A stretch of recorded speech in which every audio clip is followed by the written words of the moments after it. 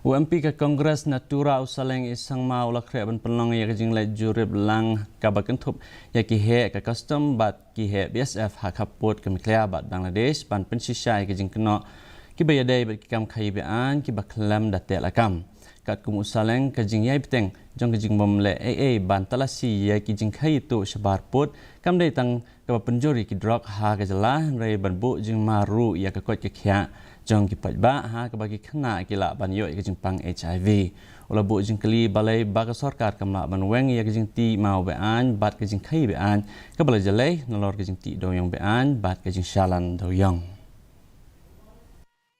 There are lots of illegal smuggling that is happening now from Bangladesh to India, India to Bangladesh.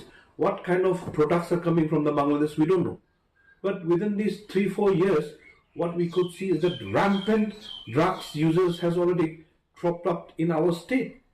There was not much before, but now more than 3 lakhs plus addicted to drugs. This is not a matter of joke. It's a concern not only to the Meghalaya, not only to the government, but to the citizen as well. Now our citizens should know what kind of drugs our children are using.